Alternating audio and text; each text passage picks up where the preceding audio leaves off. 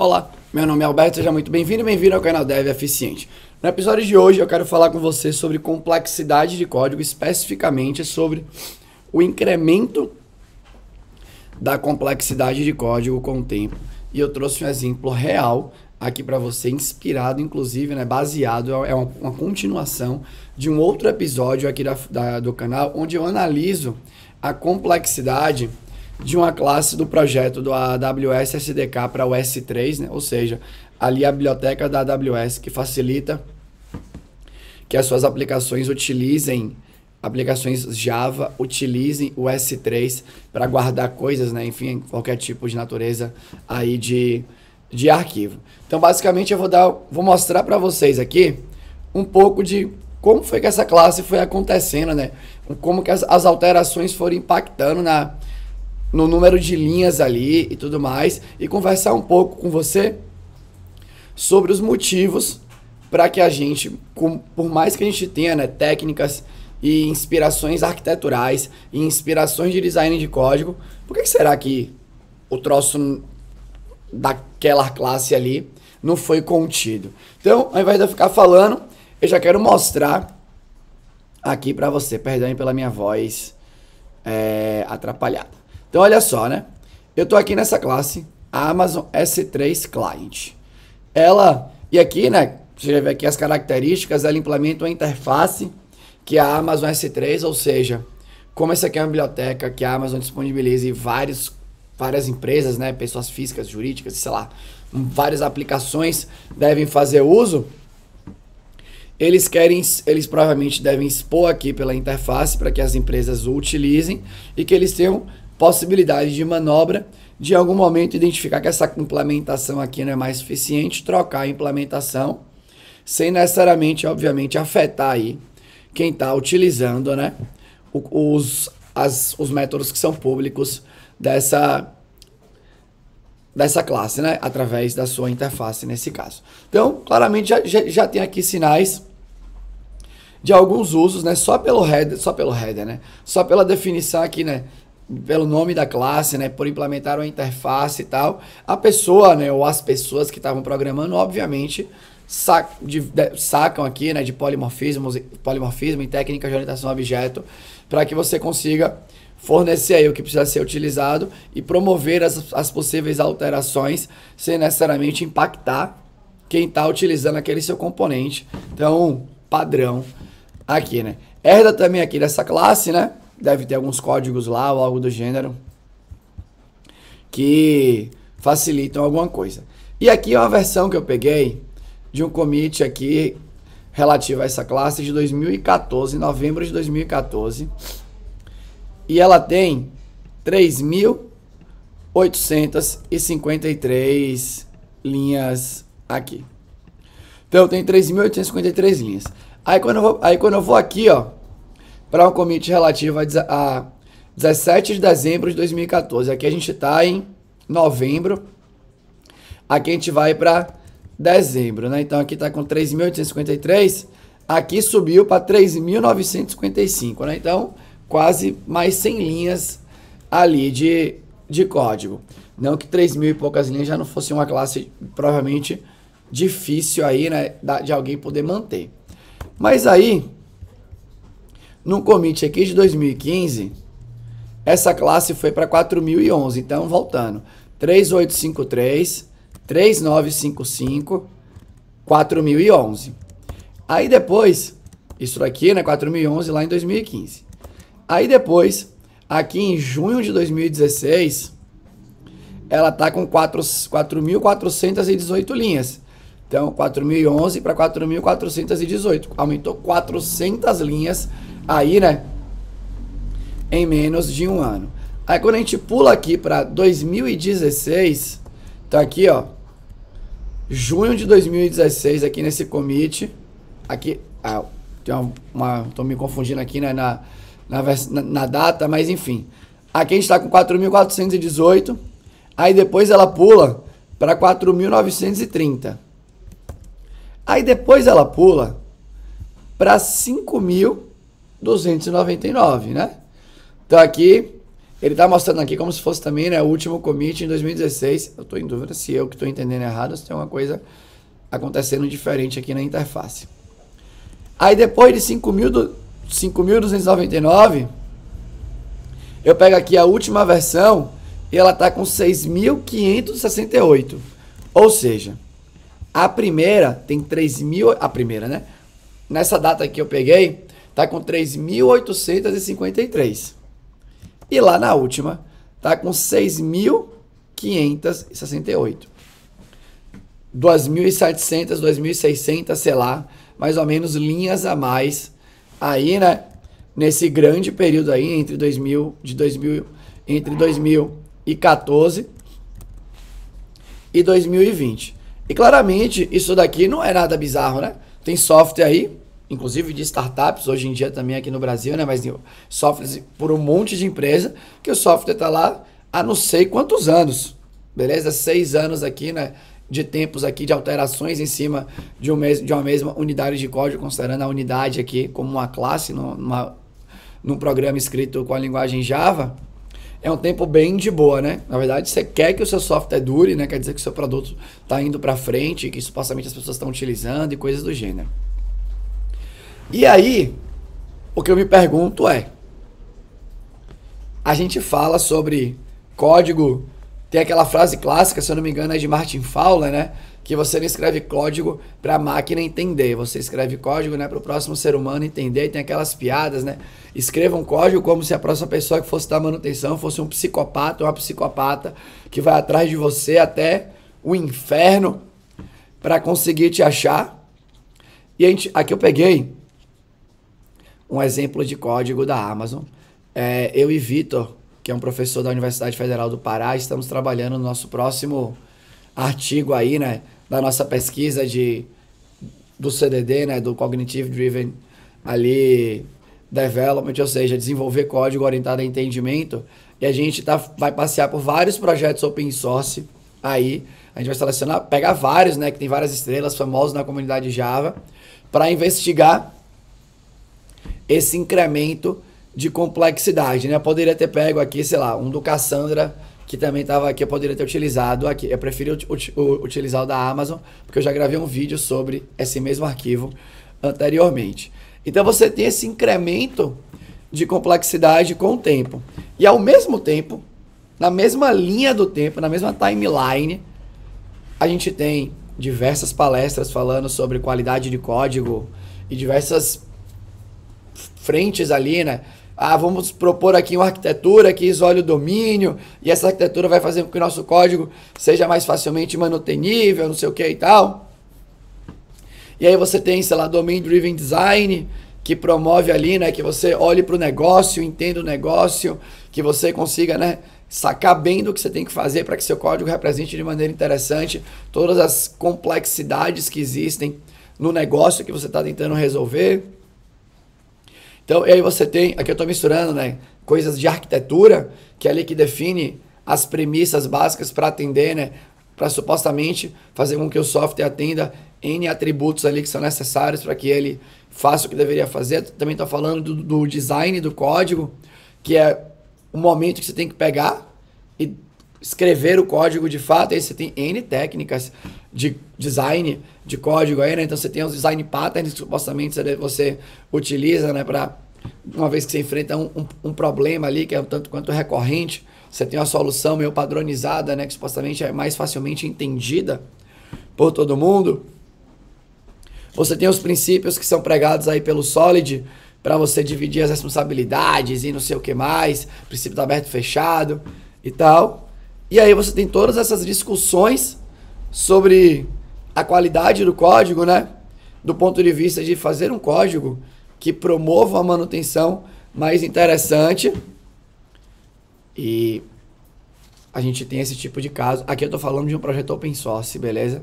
Um escopo muito mais bem definido, um pace de alteração muito mais tranquilo do que projetos corporativos, né? Projetos aí de produtos digitais, onde você tem as mudanças de scope, os requisitos vão mudando e as equipes vão mudando e tudo mais. Então, por que eu continuo achando, né, que as nossas técnicas, principalmente de design de código, não são suficientes. Porque recorrentemente, hoje, aqui em 2021, a gente pega, né, casos desses códigos que lá atrás tinha 3 mil e poucas linhas, o que provavelmente seria um código xingado por todo mundo. E como é que ele saiu de 3 mil para 6 mil e pouco? Difícil entender, né? E aí eu também estou me preparando, né, para continuar a playlist de fazer ali o desafio de fazer um software que seja super escalável, dados os requisitos do Bitly, de um artigo lá do High Scalability de 2014, né, de número de requisições por segundo, não sei o que e tal. E aí eu vou utilizar uma ferramenta que faz testes de escalabilidade no cloud, sei lá como é que pronuncia. E aí tava ali falando, né, sobre processadores e coisas do gênero, e número de usuários que poderiam ser simulados de maneira concorrente, dada a máquina que ia ser alocada e processadores. E aí fiquei pensando, né? Putz, no computador, a gente tem mesmo isso, né? Então aqui no computador, a gente tem aqui, eu tô aqui no meu computador e tem aqui a parte que eu olho, né? Quais são os processos que estão rodando nos meus núcleos aqui, né? E tudo mais. E tem aqui, né? O OBS ocupando 234% de CPU. Porque tem vários núcleos, né? Ele deve estar rodando de alguma maneira distribuído aí e dá essas contas aqui, né? E como é que o computador sabe? E aí, o que acontece? Quando você começa a tentar rodar um monte de coisa na sua máquina e você não tem a capacidade de processar. O que acontece, né? Em geral, tudo começa a ficar um tanto quanto lento. E aí, quando fica lento, o que é que você faz? Você, de vez em quando, fecha coisas, porque você está extrapolando o limite do computador de processar coisas. Então, quando você vem aqui, ó, na memória deixa eu trocar aqui, né? Perdão. Para a memória, o meu computador tem 16 GB de memória. Nesse momento ele está utilizando, né? Ele está utilizando 11,6 GB aqui. Então você vê, né? Pode ser. Qual que é a relação? Geralmente você quer ter mais memória para as coisas serem acessadas mais rapidamente e você precisa ter uma capacidade de processamento que suporte processar o tanto de coisa que você está tentando carregar na sua memória. Não adianta entupir de pente de memória, nem é mais assim que fala provavelmente, né? Mas não adianta mais entupir a memória se você não tiver como processar os programas que você está subindo naquela memória. Existe uma relação de equilíbrio ali da coisa. Eu, inclusive, sofria com isso no meu computador antigo. Que eu tinha pouca memória para os programas que eu utilizo e eu não tinha também processamento interessante, né? Era uma combinação terrível. E como que isso se conecta com o código? O CDD, a linha de design, né, que eu proponho aí, que é o Cognitive Driven Development, ou seja, você fazer o design respeitando os limites de entendimento do ser humano, é inspirado na psicologia da cognição, principalmente na teoria da carga cognitiva, né, que é uma teoria que é construída também em cima de outra teoria, de outra pesquisa antiga lá, né, que chama Mágico número 7, que chegou nisso, né, que a gente tem uma capacidade de processamento de informação momentânea muito limitada, que acontece no que a gente chama de memória de trabalho. Então, basicamente, a ideia é que você... Eu já falei isso várias vezes aqui no canal, né, mas imagina que isso daqui é a sua memória de trabalho e aqui cabe 7 coisas. Se você for colocando um monte de coisa aqui dentro e passar de 7, né, vai ter uma hora que você não vai mais conseguir processar, né? Você vai colocar aqui, ele vai falar, putz, eu não consigo processar. E aí você começa a ter dificuldade de entender as coisas, é muito normal, inclusive, você perceber isso, quando você está de frente para um assunto completamente novo, que você não tem nenhum background e tudo parece impossível para você. Por exemplo, quando você pega um código que, sei lá, tem 6.500 linhas e você nunca viu aquilo anteriormente, e imagina que você também não conhece da linguagem, aí ferrou de total, você não conhece do framework, aí estoura completamente sua capacidade de processamento. E o que é legal aqui nessa relação, né? A nossa memória, a nossa capacidade de colocar coisas para dentro da cabeça, pelo menos até hoje, ela tende ao infinito aí, né? Ninguém conseguiu colocar limite no que você consegue armazenar na sua mente. O limite é o que você consegue processar naquele momento. E aí depois, não é porque você está dentro da sua cabeça que você consegue acessar facilmente, né? Então, quando você não trabalha em cima daquela informação, ela fica difícil de ser acessada.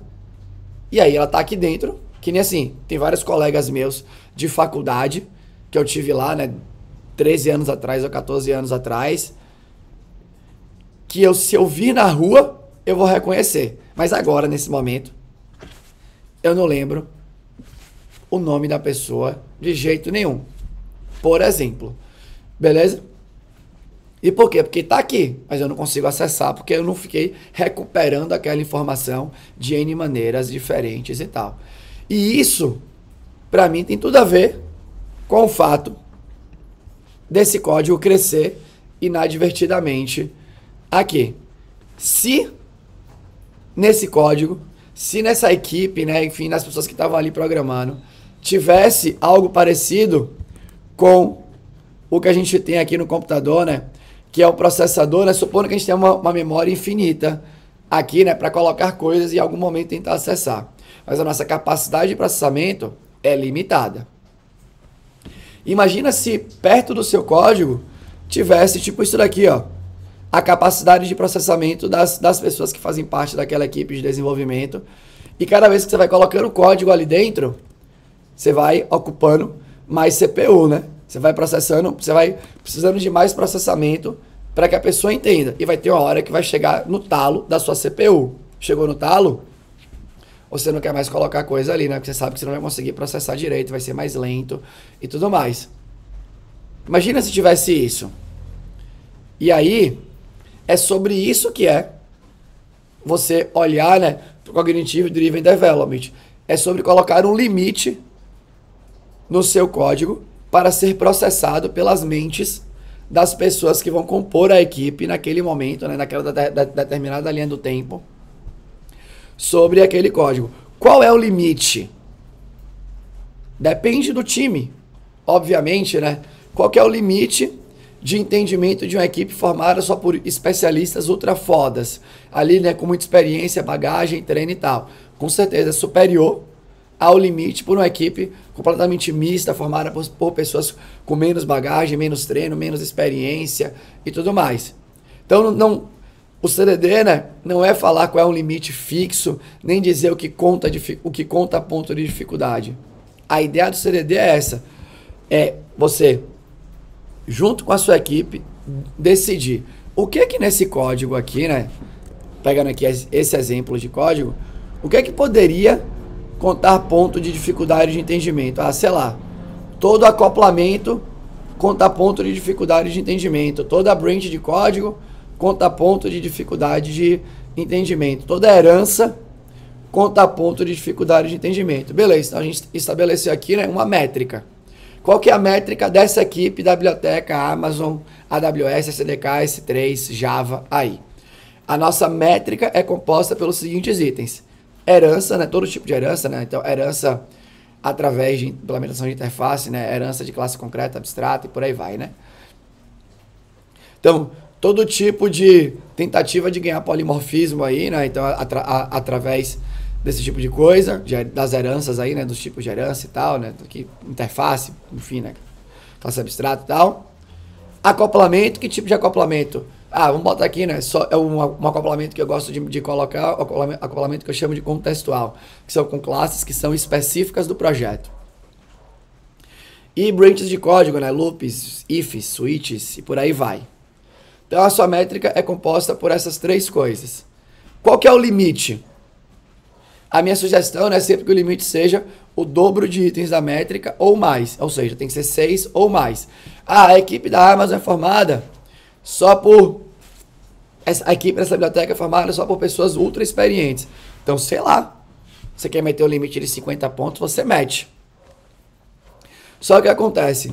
Essa classe aqui, quando eu subi lá no plugin do CDD que está sendo desenvolvido, ela estava com 300 ou 400 pontos de limite. Considerando ali, né? Mais ou menos. Em função dos itens da métrica. Que é, dado que o limite seria 50, que já tende a ser altíssimo, é 8 vezes acima da capacidade de processamento definido. Então, o meu chute aqui é que se aqui tivesse um limite estabelecido e o que conta ponto de processamento, e você pudesse calcular isso recorrentemente quando está codando, esse código não ultrapassaria o limite. Beleza? E por que eu acho que isso é muito importante?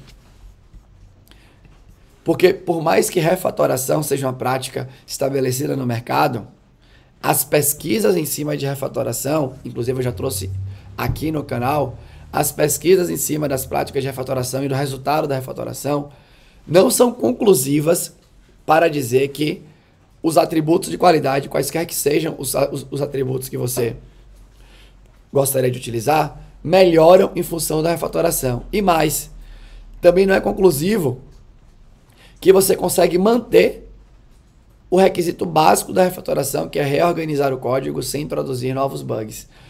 Tem pesquisas que indicam, inclusive eu já trouxe aqui também no canal, que a refatoração, de vez em quando, aumenta o número de bugs percebidos no sistema aí. Então, qual que seria o melhor? Que você reduzisse no sistema a necessidade de refatorar. Que você conseguisse fazer a prevenção. Tudo que é preventivo tende a ser melhor do que o que é reativo. É similar à nossa saúde. Ao invés de você esperar ficar doente para mudar o seu estilo de vida, tende a ser mais interessante se você mudar o seu estilo de vida para não ficar doente.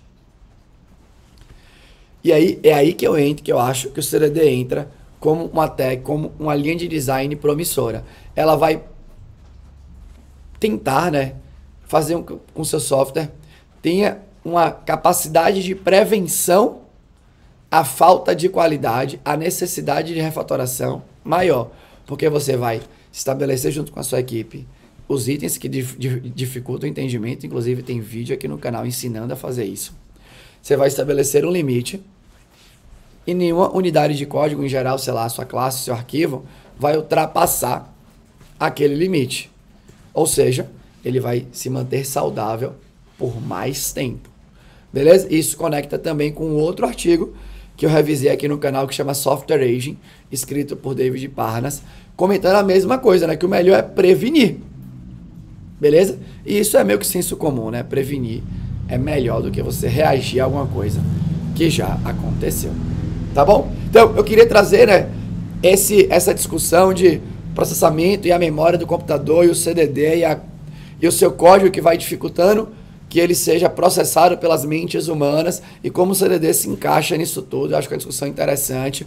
Provavelmente vai ser tema da nossa próxima publicação científica aí, e eu queria compartilhar aí com vocês, beleza? Era isso que eu queria falar. Se você gostou, deixa um comentário aqui. Se você não gostou, teu comentário construtivo, deixa aqui. Com a educação eu vou ter o maior prazer em responder todos os comentários, tá bom? Era isso. Tchau.